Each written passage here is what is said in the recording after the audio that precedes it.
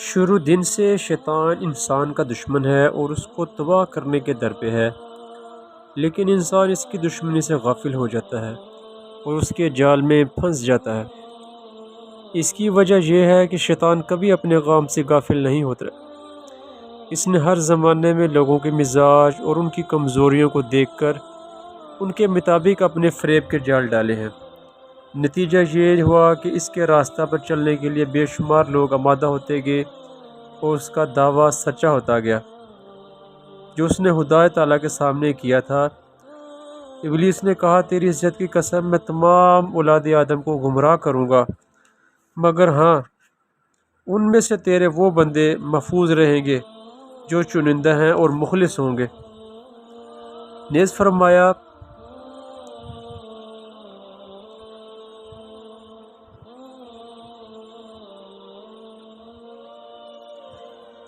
خدا تعالیٰ فرماتے ہیں، بلا شبہ شیطان نے لوگوں کے بارے میں جو رائے قائم کی اس کو صحیح پایا۔ ایمان والوں کی ایک تھوڑی سی جماعت کے سوا سب شیطان کے پیچھے پڑے ہوئے۔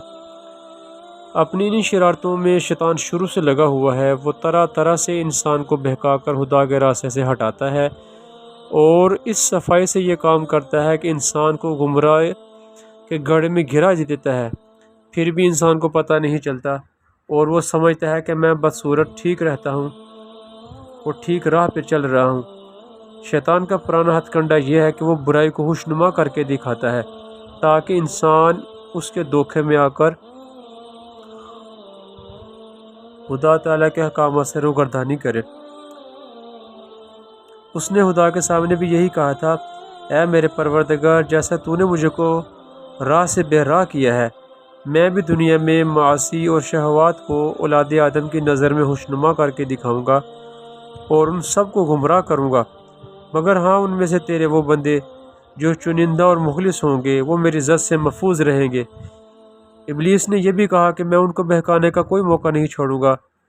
ابلیس نے کہا، جیسا تو نے مجھ کو راہ سے کھویا، میں بھی قسم کھاتا ہوں کہ میں ان کی طاق میں تیری سیدھی راہ پر بیٹھ جاؤں گا، ان کی طاق میں تیری سیدھی راہ میں بیٹھ جاؤں گا، پھر ان کے آگے سے اور ان کے پیچھے سے اور ان کے دائیں سے اور ان کے بائیں سے ان کے پاس بہکانے کے لیے آؤں گا، اور تو ان میں سے اکثر کو شکر گزار نہ پائے گا۔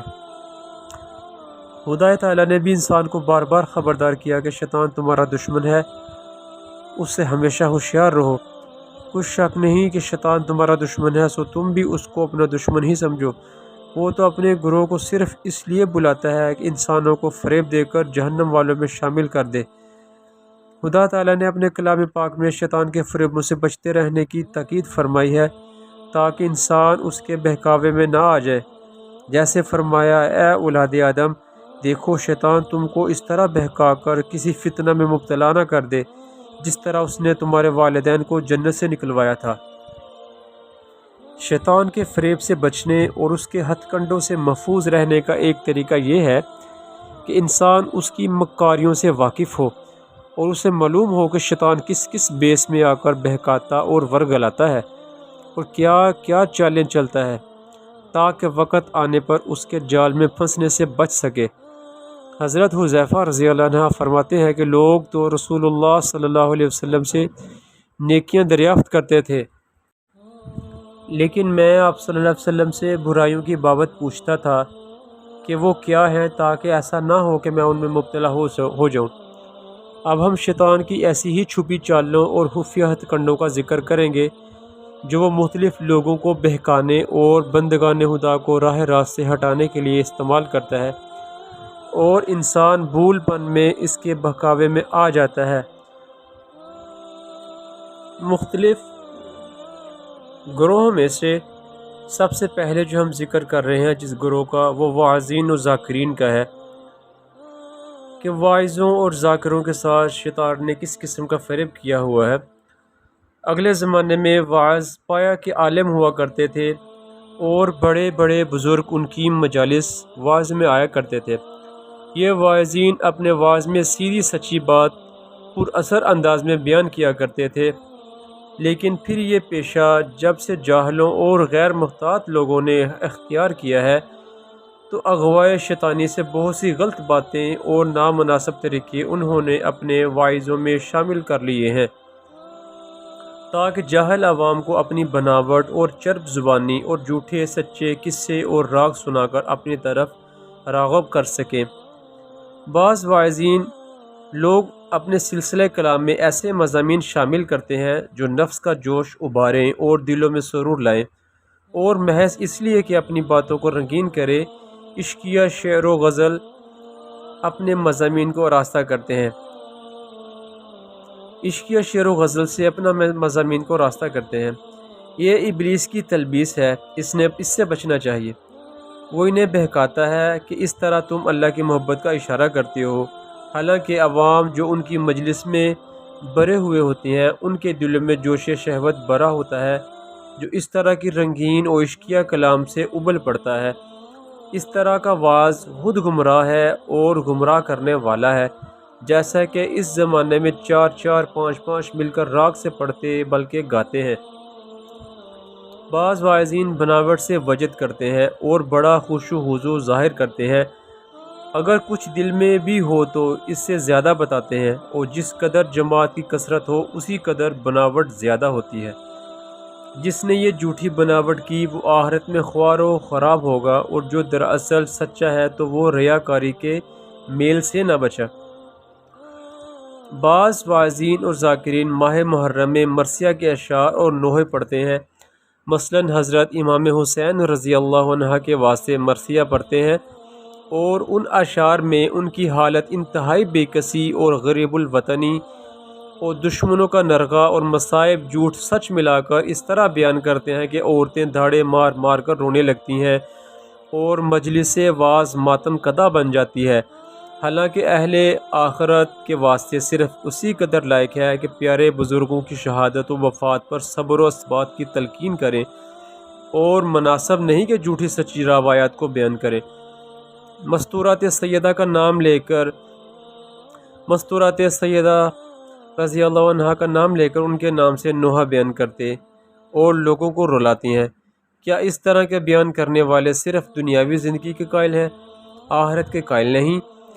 کہ شہادت و مصیبت کا ثواب جو یہاں سے کما کر لے جائیں گے وہ آخرت میں بلند درجات کا ذریعہ ہوگا، اس کا خیال بھی ان کو نہیں آتا۔